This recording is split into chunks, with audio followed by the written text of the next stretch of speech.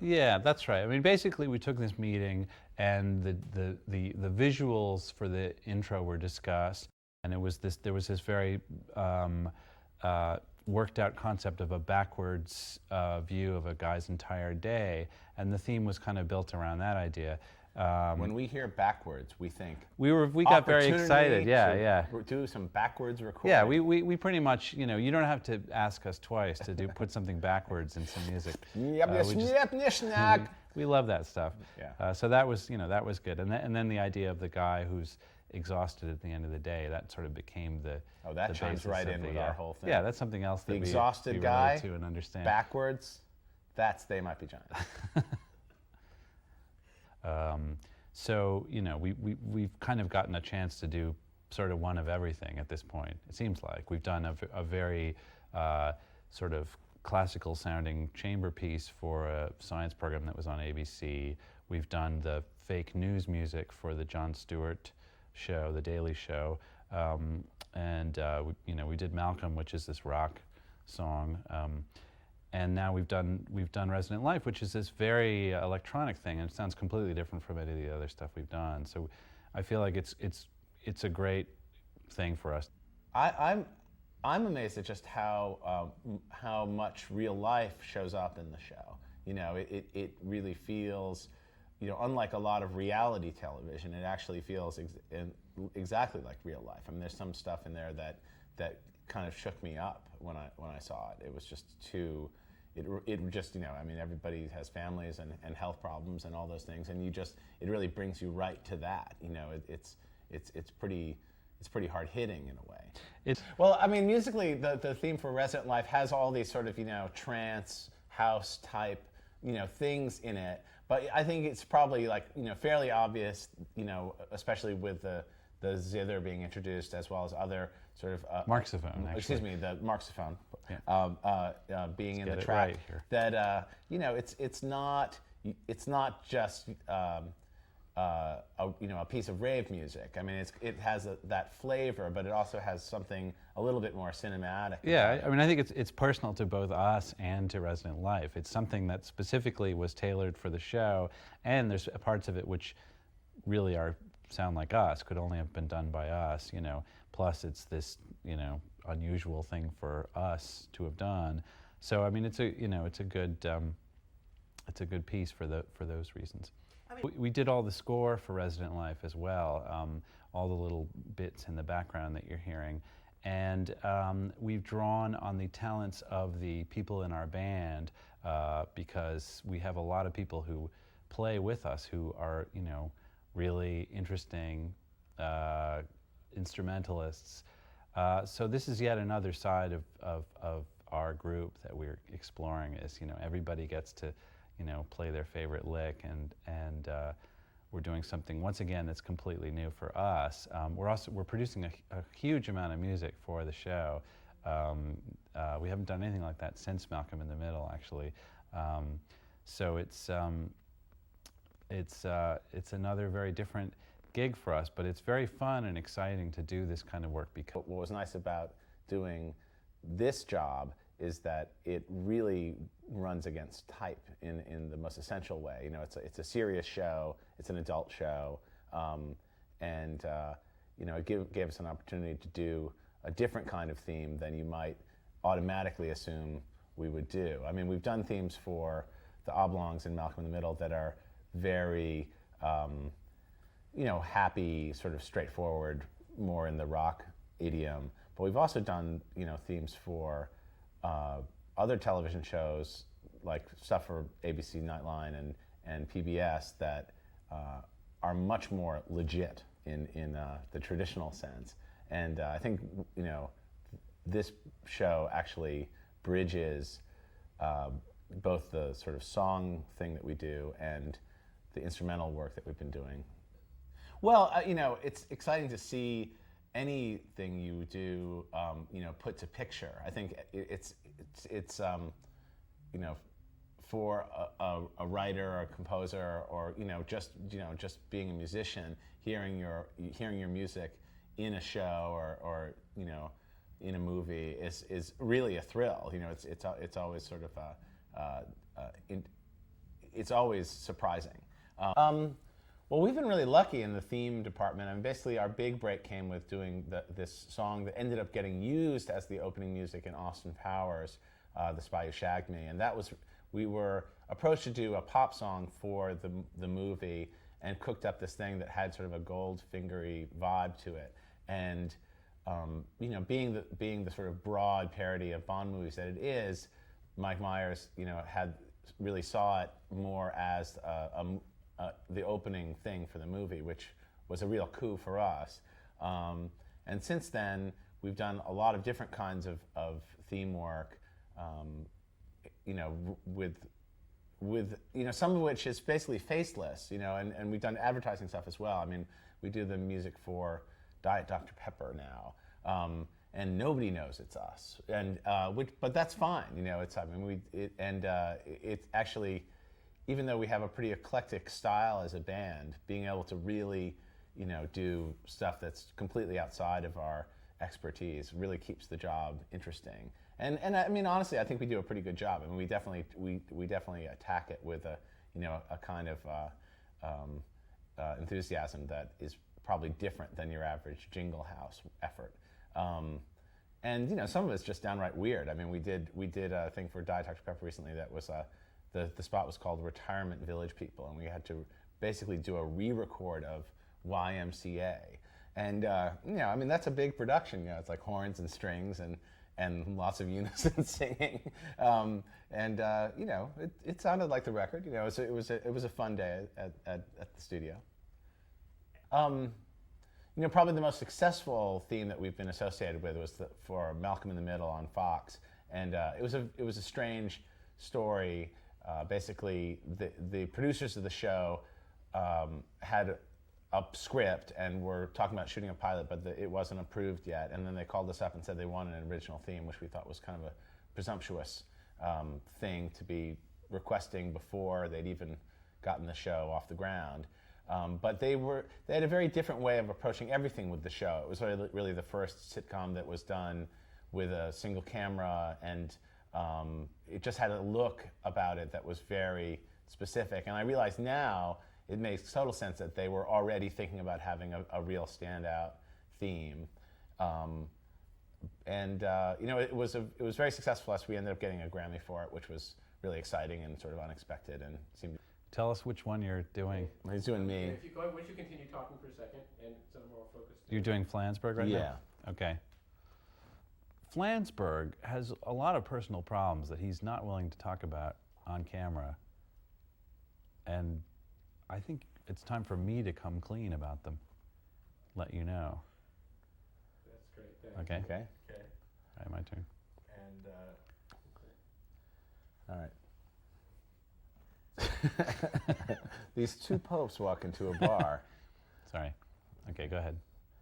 And I'm speaking very meaningfully, and you're really agreeing with everything I'm saying. Okay, so then just do the one where you're sort of looking at Julian, Looking but not blankly. nodding. Right. what's he talking? What does he Right. say? When will this end? Am I awake? Right. Yeah, this is the part of the newscast where you're like, wow, that's so jive. The nodding head, the very slightly So nodding they head. call them noddies. Oh, noddies. Because you do nod. You Yeah. do.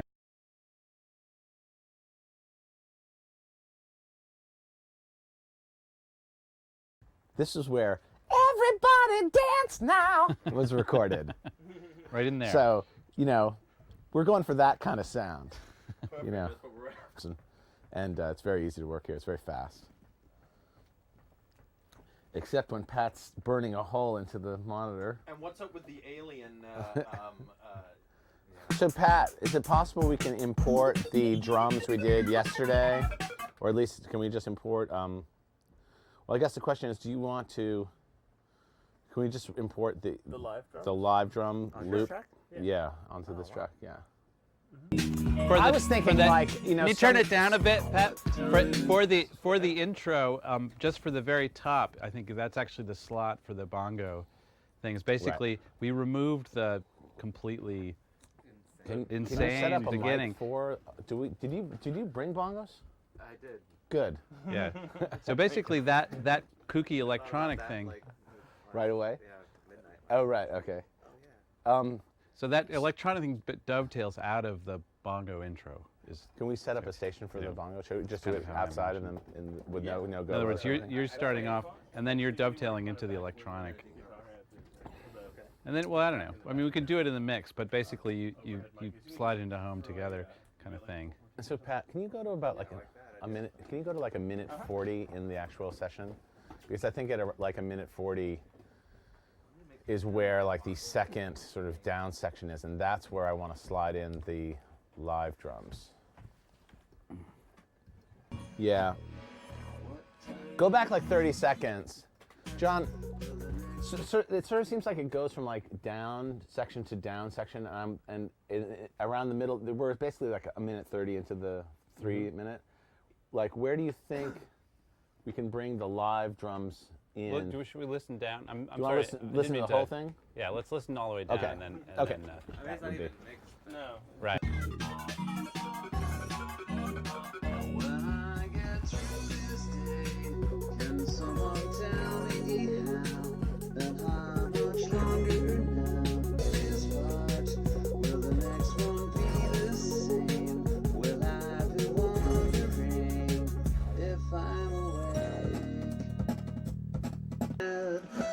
Something else besides my head is growing from my head, and when I close my eyes, Nice guitar work. Yeah. It's the Hendrix guitar. It's the bridge into the down verse that seems like a little bit like The bridge needs something. I mean, it's totally not. Well, I mean, the thing is, happening. the live, we can just fly in the live drum loop thing anywhere to just put more energy in the track. So it's like, if you, like, also even in the middle of the way bit, we could just, I mean, it's just there it's there as a booster rocket whenever we want to put it in. Do you want to, Yeah, I thought I put fuzz on it, but maybe I didn't print it. On the guitar. It's good. Fuzzy is good.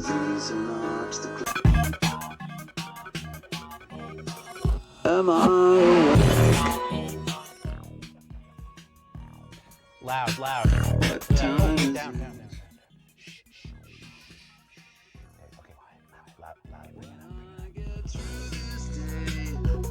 oh, that's loud. Now it's quiet. Yeah, here comes the actual sound. The sound of the Mark's phone.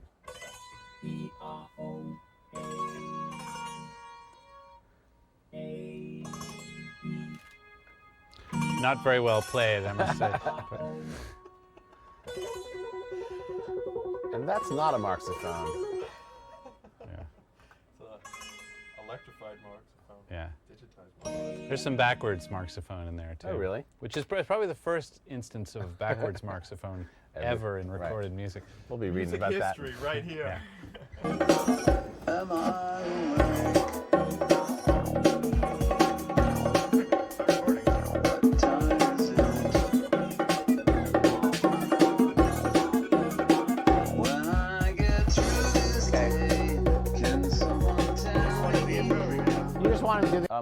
Just play through and we'll just grab a piece, but just like keep on playing in the halftime mode for 30 seconds. So. Oh, well, yeah, I would suggest. Can you turn him up? Turn up the. Oh, great. Where's Shell? What time is it? When I get From the top, John? Can we just punch in the 5th bar? Absolutely.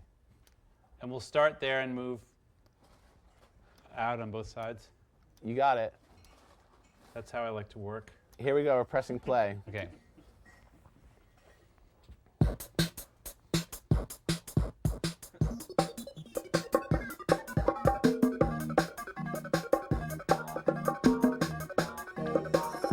am I awake? What time is it?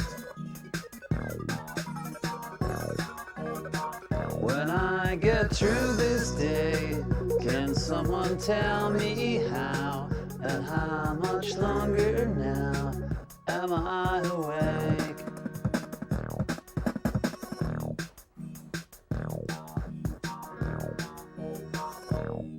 The coffee's cold, did I forget to drink it yet? Did I forget? Same as when I open them again. Am I awake? What time is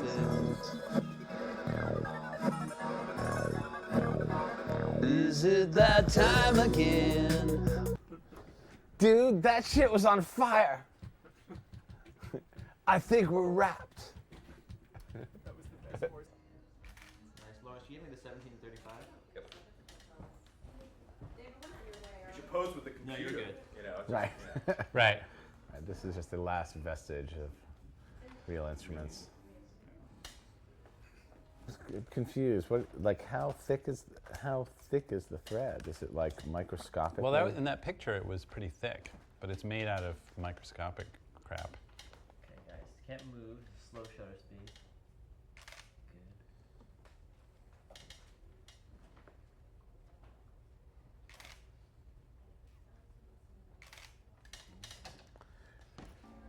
I was the only comfortable person there, I think, What hospital? Good, that's good. I got. at Beth Israel. Okay, good. Don't move.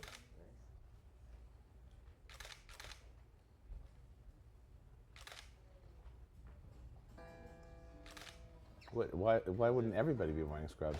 No, I mean, everybody was, but I was the only person, my wife was giving birth. They should have been.